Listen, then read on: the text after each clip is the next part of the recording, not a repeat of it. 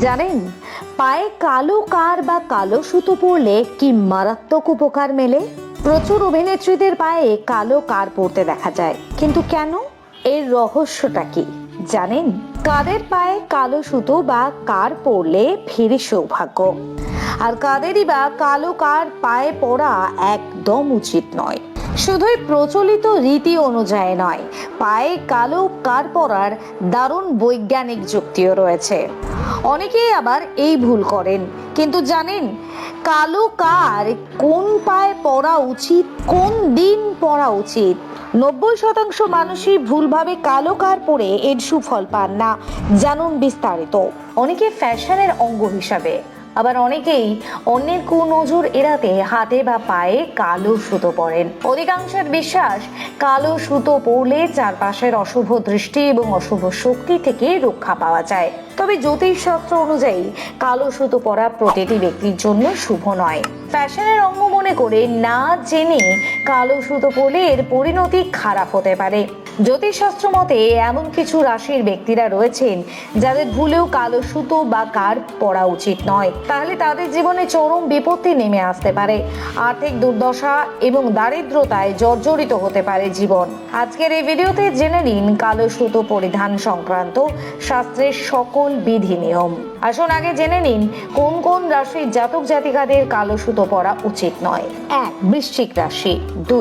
মেষ রাশি। এবার জানুন কালো সুতো কারা পরলে পাবেন সুফল। জ্যোতিষশাস্ত্র অনুযায়ী যে সমস্ত রাশিতে শনির অবস্থান শক্তিশালী বা শনিকে এই রাশির অধিপতি বলে মনে করা হয়, এই সমস্ত রাশির জাতক জাতিকারা কালো সুতো পরতে পারে। 1. কুম্ভ রাশি। 2. তুলা রাশি। 3. মকর রাশি। তবে কিভাবে কালো সুতো পরবেন? কালো রং শনিদেবকে প্রতিনিধিত্ব করে, তাই শনিবার কালো সুতো পরার জন্য সবচেয়ে শুভ বলে মনে করা হয়। এছাড়া হাতে কালো সুতো পরার সময় একটা বিষয় মাথায় রাখা খুব জরুরি, যে হাতে কালো সুতো বাঁধছেন সেটা যেন অন্য কোনো রঙের সুতো দিয়ে না বাঁধা থাকে। হাতে কালো সুতো বাঁধার পাশাপাশি বাড়ির প্রধান দরজায় লেবু দিয়ে ঝুলিয়ে রাখতে পারেন। যে কোনো শনিবার একটি কালো কার নিয়ে 7টি অথবা 9টি গিট দেবেন। তারপর এটিকে গঙ্গা জলে ভালো করে ডুবিয়ে কোনো শনি মন্দির অথবা হনুমানজির মন্দিরে গিয়ে পুজো করিয়ে নেবেন। কোন পায়ে কালো সুতো পরা উচিত? শিশু থেকে বয়স্ক সবার ক্ষেত্রে কালো কার বা কালো সুতো পরার একটা নিয়ম রয়েছে জ্যোতিষশাস্ত্রে। হতে পারে কার পরিধান করলে বিশেষ কোনো লাভ হবে না। মহিলাদের ক্ষেত্রে বাম পায়ে, পুরুষদের ক্ষেত্রে ডান পায়ে কালো কার বা সুতো পরার কথা বলছেন জ্যোতিষরা। পায়ের গোড়ালিতে কালো কার পরার কিছু উপকার। 1.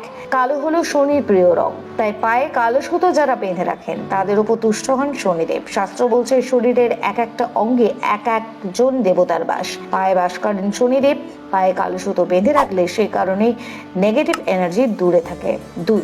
যারা পায়ে কালো সুতো বেঁধে রাখেন কোনো খারাপ নজর তাদের কোনো ক্ষতি করতে পারে না, এমনটাই মনে করা হয়। সেই কারণে ছোট্ট শিশুদের বিশেষ করে পায়ে কালো সুতো বেঁধে রাখা হয়। 3. মনে করা হয় পায়ে কালো সুতো বাঁধা থাকলে শনির দশার, শনি সাড়ে সাথী এবং ধাইয়ার ক্ষতিকর প্রভাব কমানো যায়। পাশাপাশি কালো সুতোর প্রভাবে 2 ছায়া গ্রহ রাহু এবং কেতুর ক্ষতিকর প্রভাবও কমে। এর ফলে আর্থিক চাপও কাটিয়ে ওঠা সম্ভব বলে বিশ্বাস জ্যোতিষশাস্ত্র মতে।